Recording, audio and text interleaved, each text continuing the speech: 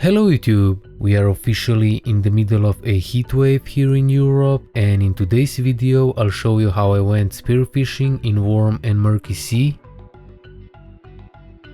I went out with my paddleboard in the late afternoon to even be able to breathe. Right after entering the sea, I set up an ambush at around 8 meters depth. Suddenly hundreds of tiny fish appeared out of the blue and it was an incredible scene.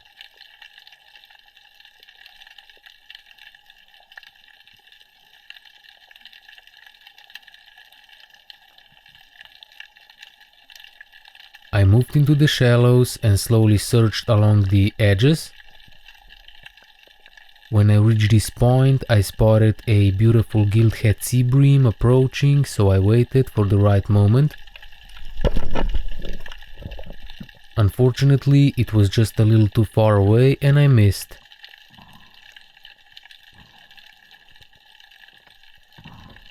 A little later, I came across this metal anchor pendant with the name Tino written on it. I wasn't sure if someone lost it or placed it there intentionally for good luck, so I decided to leave it there.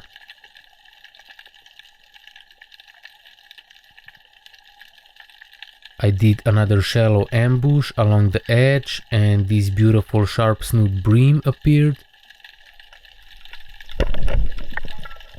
I took the shot, but it was bigger and further away than I expected, so I missed again. Then I found the first piece of trash of the year, a beer can, of course. I removed it from the sea and continued hunting. I spotted a couple of golden grey mullets on the sand and tried to take one. Maybe next time. I moved back into the shallows and started calling for sea bass. Instead, a shoal of salpas appeared. The biggest one came perfectly into range, so I took the shot.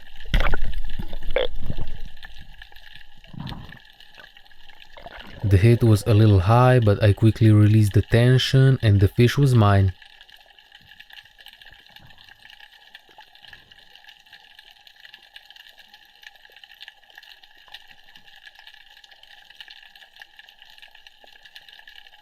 Same spot after reloading and another one came. This time I missed. As you can see, the recoil from this tiny speargun managed to pierce the skin of my thumb knuckle. Before the next dive, I cut a piece from an old neoprene glove to increase the protection because my new gloves are quite thin.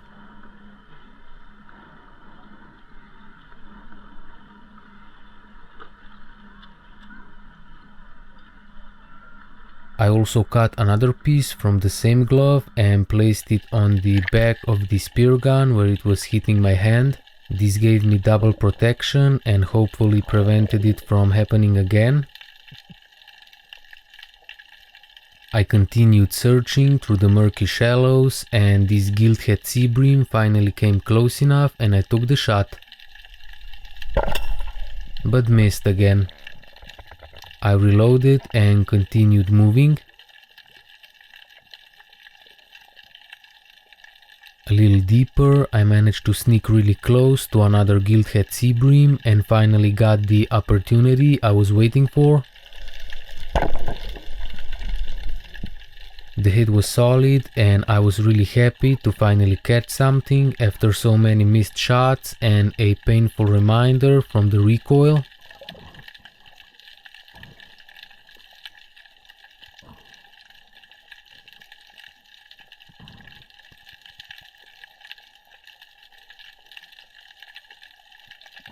Later, I came across another shoal of salpas in the shallows and aimed for the biggest one.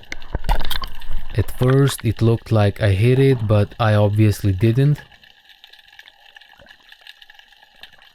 About 10 meters later, I set up another ambush. This beautiful sharpsnout bream appeared in the distance.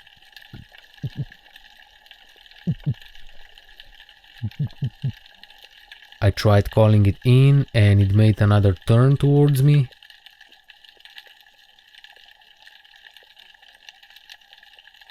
but then disappeared back into the blue.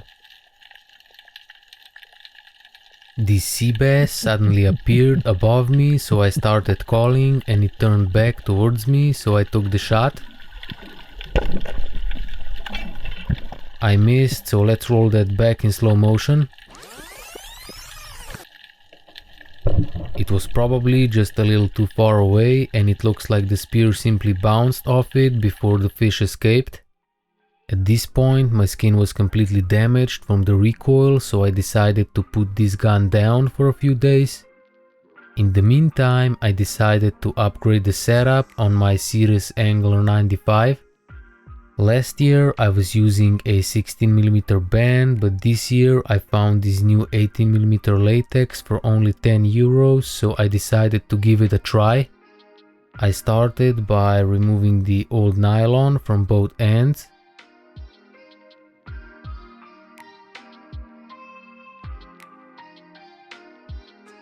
Then I cut the old nuts to remove the inserts from the previous band.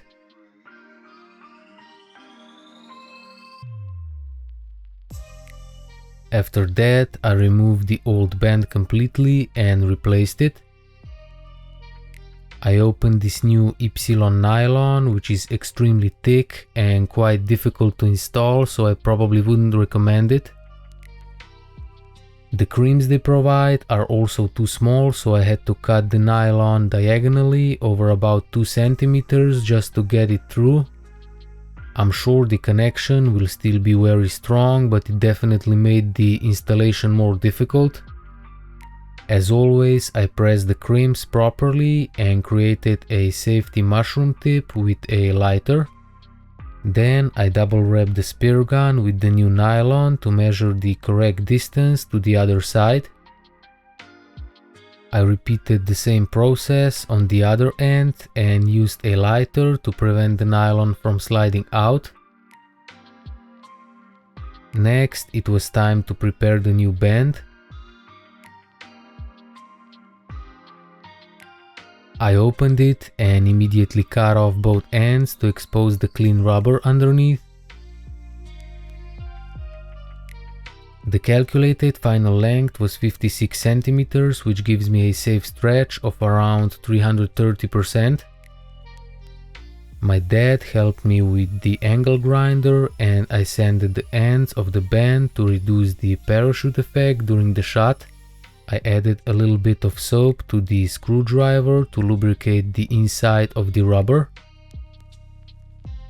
Then, using gloves and a band insertion tool, I pushed the new loops into place. After that, I created constrictor knots on both ends. I always make at least double knots to use the full length of Dyneema and make the connection as secure as possible. I used 2 screwdrivers to really tighten everything down.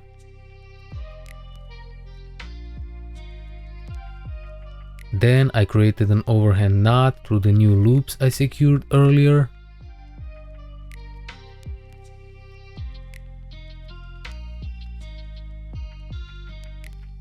I installed the new band through the hole and repeated the same knot on the other side.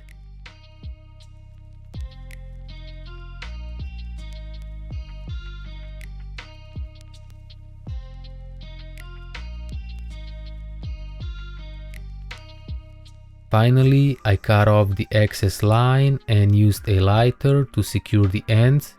The Cetus Angler 95 now has a completely new setup and is ready for the new adventures. That's all for today's video. If you liked it, make sure to subscribe as it helps the algorithm and ensures you won't miss out on the future content.